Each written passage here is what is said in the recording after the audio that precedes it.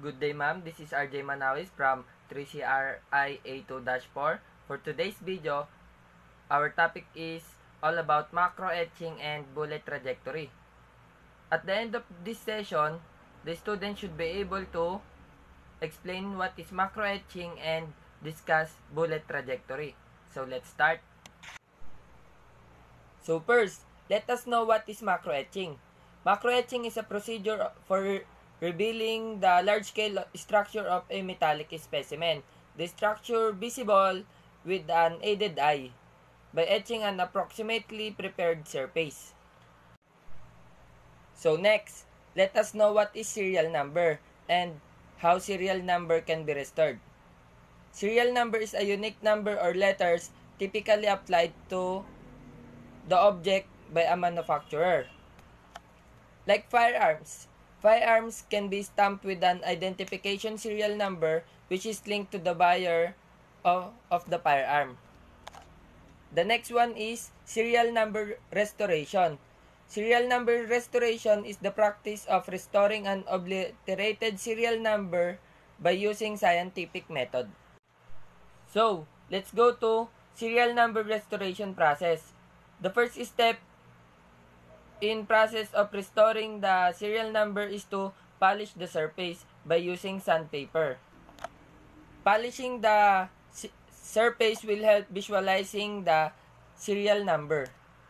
The next step is they will apply chemical reagents, typically acid, to attach the metal until the serial number is restored. And the final step in serial number restoration is by writing down the numbers and photographing the result.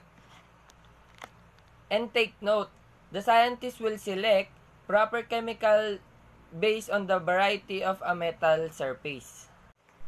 So, let's move on to bullet trajectory. So first, let us know what is bullet trajectory. Bullet trajectory is the path of your bullet as it takes travel towards the target. The next one is bullet. What is bullet? Bullet is an elongated metal projectile fired by a gun. So, let's introduce bullets by its part. Primer is the chemical or device responsible for initiating the propellant combustion that will push the projectile of the gun barrel. The next section of a cartridge, effectively the bullet's main engine, is the chemical explosive called propellant. And the front part of the cartridge is the actual bullet, a tampering metal cylinder that hits target at high speed. There are two characteristics of bullet hole. The first one is bullet entrance hole and the second one is bullet exit hole. Bullet entrance hole. Bullet entrance hole typically had very even margins. Bullet entrance hole will be smaller in the diameter than the bullet. Bullet exit hole caused by the fragment or expanded bullets usually have irregular margins, and it's not too uncommon for the bullet exit hole to be the larger in the diameter of the original diameter of the bullet. There are necessary tools used for trajectory determination. The first one is bright string. It is used to measure the projectile of a trajectory. The next one is trajectory rod. It is the alternative to bright string as they provide the flexibility of a different diameters. The next one is protractor. It is used to measure the angles of impact of a surface and enable the zero line to be placed directly next to the evidence for accurate measurement. The next one is angle finder.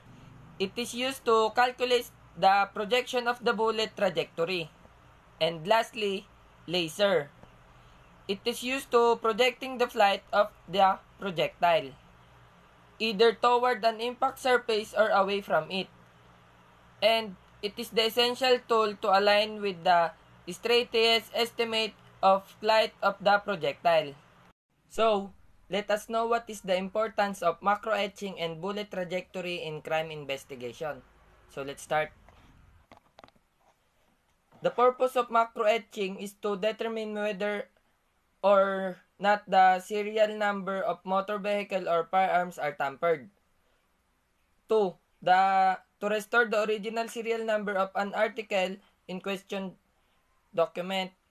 3. An article of economic value identified by its special peculiarity of manufacturer. So let us know what is the importance of bullet trajectory in crime investigation.